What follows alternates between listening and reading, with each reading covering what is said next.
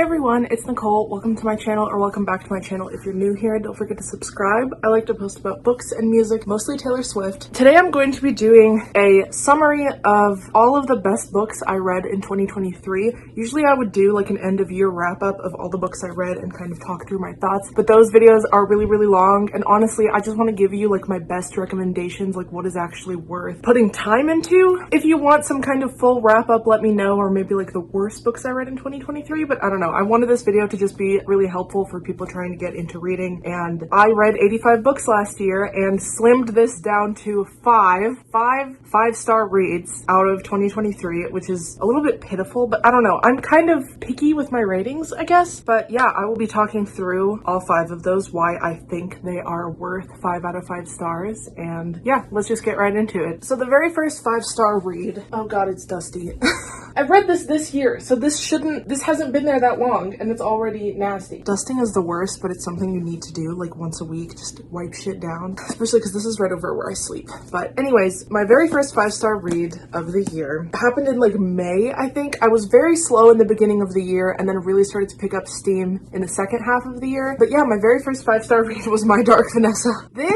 Okay, it's not that I wouldn't recommend this, it's just, it's dark. It's called My Dark Vanessa for a reason. This book is entirely about getting groomed. We have our main character, Vanessa, and this is told, I read this like 6 or 7 months ago at this point, but if I remember correctly, it's in flashbacks and then present tense, present time. We have the year 2000 when Vanessa is a student at this boarding school. She's 15 years old, and she begins having what she always thought of as a consensual relationship with her English teacher. And then it flashes to the present in 2017 when Vanessa finds out that this teacher actually has been accused of sexual misconduct by a lot of former students. Basically, one of the girls reaches out to her and says like, hey, I heard some things that you might have been involved with him. Would you like to join us? And she has to basically figure out, does she want to like rewrite her story in her head of, you know, she always thought of this guy as her first love, and she's so psychologically messed up from this, and you see it happening in her unraveling things and starting to realize the truth, and she has to figure out if she kind of wants to just redefine her past and stand with these other victims. Also, in the present time in 2017, she literally is still in contact with the teacher. That adds another layer of complication onto it and manipulation, but she's like a grown woman by that point. I think she's in her 30s. Yeah, she would be in her mid-30s, 2017, if she's 15 in 2000. This is just giving written by a woman. I believe the author did write it based on some experiences she had. There are some scenes that take place in the 2000 time period that are really nauseating. I wouldn't say they're as bad as like some horror that I've read, like Stephen King, for example. Fucking Mr. Mercedes, the very first book, the hamburger meat, that was probably the most sick I felt while reading a book, but this definitely does cause some nausea, some feelings of disgust. It should, so it can be very triggering. Just keep in mind this is a very heavy book. But what I loved about it was that we step into Vanessa's shoes so deeply, and she's just such a rounded character. Sometimes books like this that handle topics of manipulation, we as the reader feel a little bit too detached, and we're like, come on, like this is not what it's supposed to be, like rub your brain cells together. I feel like I'm being manipulated right alongside her, and I was describing it to my mom, how this book goes basically, and she called it sexual terrorism, which is pretty much exactly what it is. Like, this guy knows exactly what he's doing. It's just so sick. I don't know. I feel like people need to be more aware of how this happens, the planning that this guy had before he ever even tried to like pursue something with Vanessa. It all was his idea, but he made her feel like it was her idea and something she was pursuing. The trap doors that he laid out for himself in order to not get in trouble at the time, but then shit catches up to him in 2017. It's sick. It's 5 out of 5. Why do I feel like I have to justify my rating? It's not that I love the content of this book. It's not that I ever really want to pick up something like this again, but just the way it was done, you know, this was really very much a strike of lightning of a book. You need to be in the right mindset to read it. You're probably still going to be messed up by it, but it fucking hit. I don't know what to tell you. 5 out of 5. First 5-star of the year. And then we have The Wonder by Emma Donoghue, I think is who wrote it. Holy shit. Okay, so this one is not a dark one, but it is historical fiction. This book takes place during 19th century Ireland, and it's this nurse named Lib who basically gets hired to look after this little girl who hasn't eaten in like several months. And Lib is very much a woman of science, and she goes into this environment in 19th century Ireland where there's a lot of religious fanaticism. They're very, very Catholic, and Lib is a woman of science, and she believes that this girl is eating and they just haven't like caught her. And so she's basically thinking in her head like she's just going to monitor this little girl, see her eating at some point and report it to everybody and just be like, this is not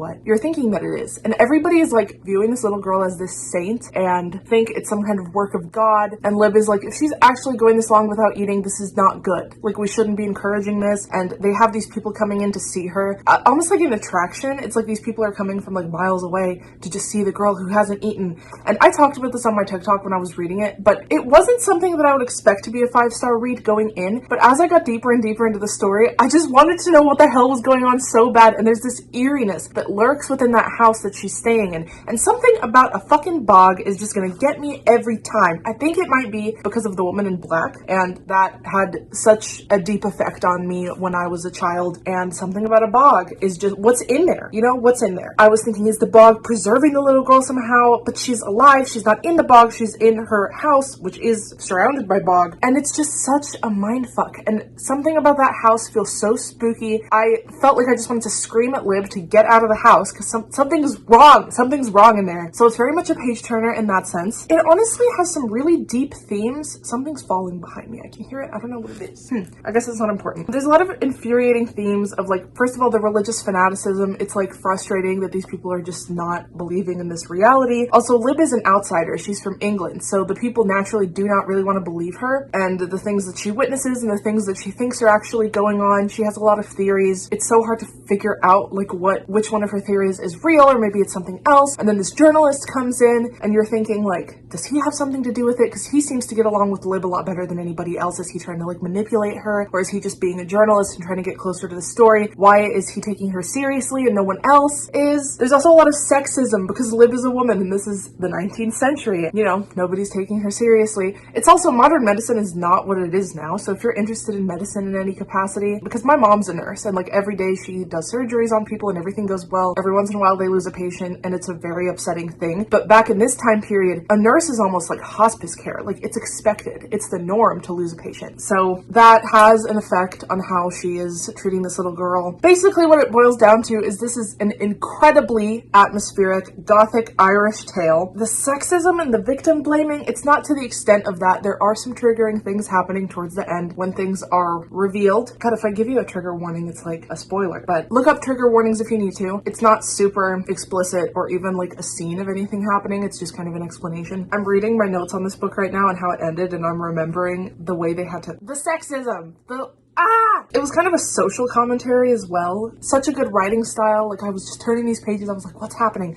But I could see how someone might not like this if they don't care to find out either why this little girl is not eating or how she's eating and Lib isn't able to catch her. Another trigger, I guess, would be EDs. If you don't want to read about someone who is not eating or eating very little, you probably don't want to pick up this book. But the little girl is under the impression that Lib's job is to make sure she doesn't eat, and Lib is like, no, I'm just here to see what's happening. I actually would prefer it if you ate. No, you do want to eat something? And Lib is like trying to get this little girl to eat something in front of her. And the little girl's like, no, I sustain myself on Jesus. And it's just really unhinged. Lib keeps trying to feed her. She's not biting, no pun intended. And yeah, she's just trying to figure this shit out. And you have to care like Lib does about figuring it out in order to like this book as much as I did. And yeah, that was my second 5 out of 5 star. I like the creepy shit. I don't know. This wasn't like traumatizing, nauseating like my Dark Vanessa. It's over here. It wasn't as like gross or anything as this, but it was just unsettling, eerie, kind of a thriller, but a little bit more slow paced, maybe leaning a little more towards historical fiction. But yeah, I was not expecting to like that one as much as I did. I kind of expected that I would like my Dark Vanessa because I'd heard so many good things, and I had a feeling I would really like the psychological breakdown of what goes on when someone is groomed. But yeah, I thought I'd be a little bit bored. Like, this girl's not eating, that's it, and it's like that's the whole story. But for some reason, the way she writes it, it's not the story itself, it's the way it's given to you. Okay, my next 5-star read out of 2023, you're gonna laugh at me, but it was The Hunger Games. I did a reread of this in order to read The Ballad of Songbirds and Snakes and prepare myself for seeing the movie, which I did. I loved it. Oh my god, go see it if you haven't. But basically, the very first book of The Hunger Games, for some reason, is just perfect to me. Sometimes when I reread old childhood favorites like the Twilight series, for example,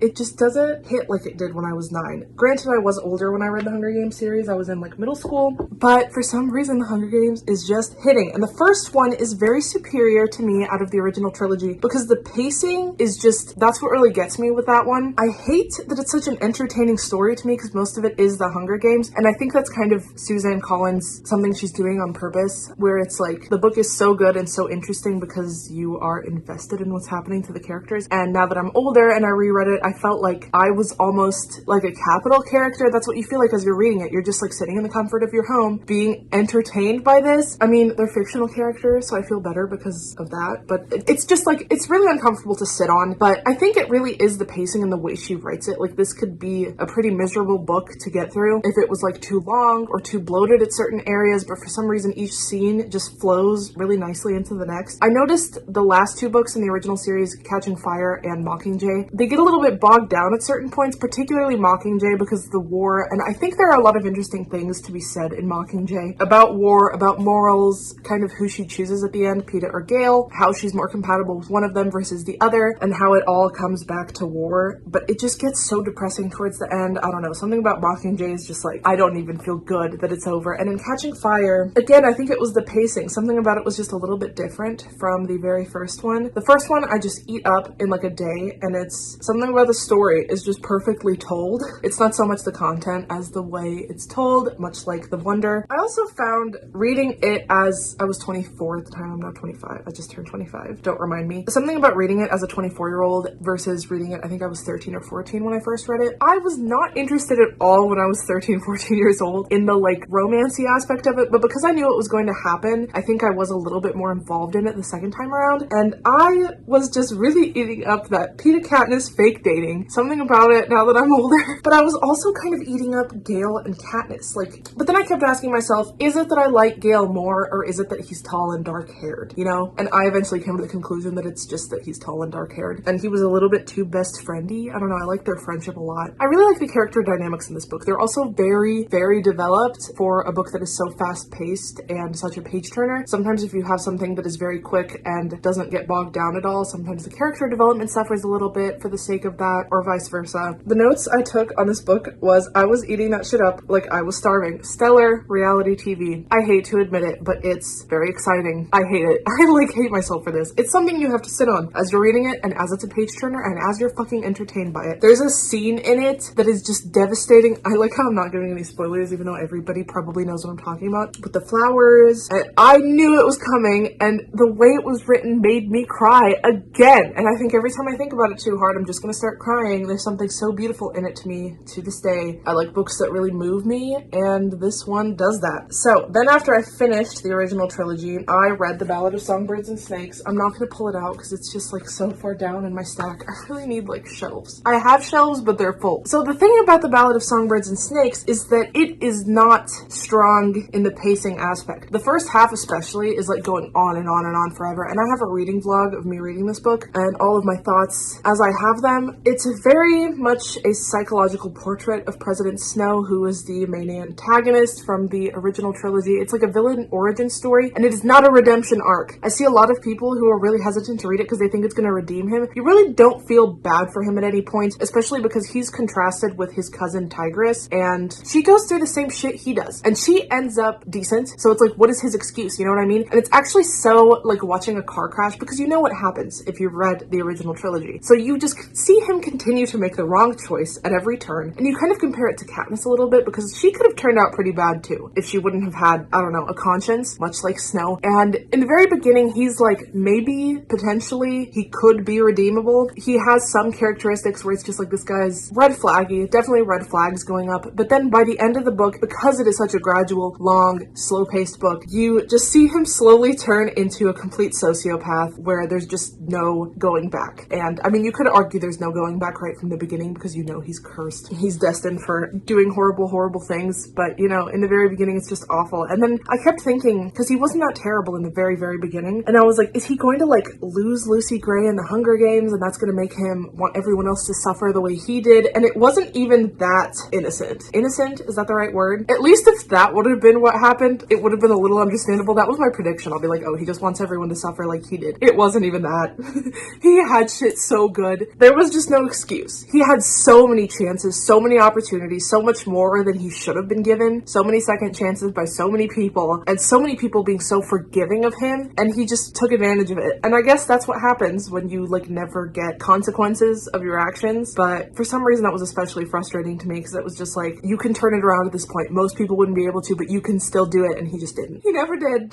It makes me go insane. And while it was very slow in the beginning, the Hunger Games that he is participating in, not participating, he's a mentor, it's not even starting until like way deeper into the book, and then by the time it's over you still have a whole half of it left, and it's like, what is even going on? You just never know where that plot is going to take you. It's pretty unpredictable, I would say. I don't know, or maybe I'm just dumb, but I was really surprised by the direction it went and how many Easter eggs were in it for things that happened in the original trilogy. I loved reading the trilogy first before going into the prequel, because you see why he acted the way he did much later, literally like 60 years later, why he said some of the things he said. It all goes back to the shit that happens in that book, and it's really well thought out. The writing style was amazing, as it always is from Suzanne Collins. And then once you get towards the end and things really start to go to the point of no return, and you're like, okay, there's no coming back from this. The last like 30 pages when it's like, there's no way you can recover from this. There's no way you can pretend you're a good person at this point. It feels like reading about like a serial killer or something. I don't know. It just, I mean, you are by that point. Something about it. I like the mind diving types of books, like really peeling back the layers and understanding a character's motivations, good or bad. Yeah, he's psychotic. Man, it's crazy. It's such a slippery slope. If you really like those psychologically driven novels like that, you'll probably like this one. Even if you haven't read the original Hunger Games, I feel like it's something you could really easily just get into, because it does take place before everything else anyways. It was mind-blowing. Okay, I feel like all of the books I've rated 5 stars last year are like super dark, but I did read, okay, so I really loved the Summer I Turned Pretty series that I read in 2022, so I decided to pick up a couple other series by Jenny Han. I think I'm gonna do a video talking about all of the Jenny Han books and giving my opinions on them and everything. I didn't vlog anything, but I read the Burn for Burn series, which I really, really liked. Very consistently liked. I think all of those books were like 4 out of 5 for me. And then I read To All the Boys I Loved Before. I haven't seen the movies yet, but I really want to. There's a spin-off series or something. I really want to get to those this year, but I read the original series. And what was interesting was the very first book, To All the Boys I Loved Before, to me was just 3 out of 5. Like, it was just like cute, and I definitely preferred the Burn for Burn series and the Summer I Turned Pretty series more, mostly because Lara Jean felt so young. Like, her voice was so like 12, and Jenny Han usually writes high schoolers really realistically. Like, I had no qualms with the Summer I Turned Pretty. Billy's nuts. She's doing nuts things, but the way I saw it was that I would be no better. I would be no better at 16. And the Burn for Burn series was nuts, but like definitely high school voices, really impulsive, just like very authentic to high schoolers. But like Lara Jean just had a middle school type of vibe and voice, so that's what really bumped it down to 3 out of 5 stars. And then the second book in the series, I Still Love You, was also 3 out of 5 stars because it was kind of slow, but the voice did kind of get better in the second book. Like, it seemed like Lara Jean matured a little bit. It was a voice more suited to a 16-year-old than a 12-year-old, which was my qualm with the first one. And then we have Always and Forever Lara Jean. This is a very different 5-star read compared to all the other ones up to this point, because this was just so wholesome. The way they did this, it was very coming of age, because the 2 love interests, Lara Jean and Peter Kavinsky, I love Peter Kavinsky. At first, I was like unsure about him, like very jock-like, but he just turns out to be so authentic and loyal, and I was like, this character is amazing. But basically, Lara Jean and Peter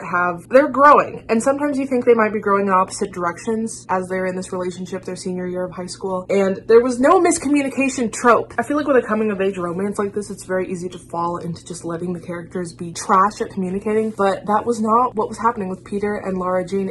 They were very upfront with their differing paths they wanted to pursue in life, but they wanted to stay in this relationship but not let the relationship like run their decisions and affect what they wanted to do as adults. Also, the sister lead dynamic is just amazing in these books, and I was reading the whole series after I read the first and second one more for the sisters, but then right as I'm reading it for the sisters, I just really got into it for the romance in the last one. All of the characters feel a lot more real and developed in the third book since they've had the chance to grow since the first one. It's definitely a slow burn development. They don't feel as real in the first and second book, but you just gotta give it some time, you know? And maybe that's a fault of the author, because with Suzanne Collins in the Hunger Games, you're pretty much invested in Katniss and her motivations and personality, as well as Gale and Peeta pretty early on. I don't know what it is. Some people can just really create real feeling characters very easily, and others, it just takes a little longer. But I'm not complaining, because this was a very short, quick little series that was super wholesome and comforting. This last last book is incredibly realistic. It just felt like I was 17, 18 years old again. Also, there's a lot of songs mentioned in this book, like Isn't She Lovely by, is that a Stevie Wonder song? I've been listening to it a lot. There's a song by the Chicks. I forgot what it is, but every time I listen to them now, I picture the scenes that they were like played during in the book. Wonderful Tonight. Oh my god.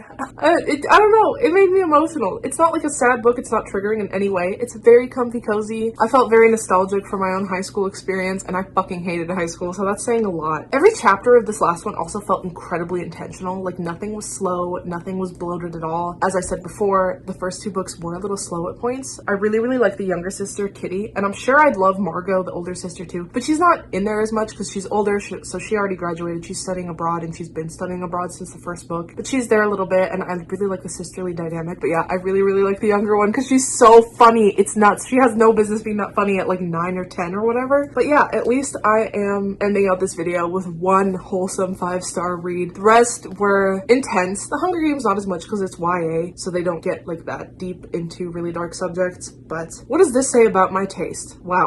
I feel like really digging into the ones I liked the most says a lot about me versus like a full reading wrap up. It's like just the kind of things that I tend to pick up versus the things that I actually tend to obsess over, which I've obsessed over all 5 of these books in this year. Hopefully this year I find more than 5 books that I would rate 5 out of 5 stars. I'm on book 2 of the year right now. I'm on this one, which is very cozy, wholesome. I'm reaching for more cozy stuff because I'm soft right now. I had a little bit of a rough ending to the year and just, I don't know if I can do the heavy stuff right now. So hopefully next year's best books of 2024 will be a little more wholesome for you. If you like the dark, twisted shit, this is the video for you. But yeah, I would love to hear all of your favorite books that you read last year, or if there's a lot, if you had a very productive reading year and you have way more than 5 5-star reads, feel free to just give me like your top 3 or your top 5 like I did. If you enjoyed this video, make sure to give it a thumbs up. If you want to follow me on my Instagram, it is right here, and if you want to follow me on my TikTok, that is right here. I'll see you all next week for an Avril Lavigne related video, and I hope you have an amazing day. Bye guys.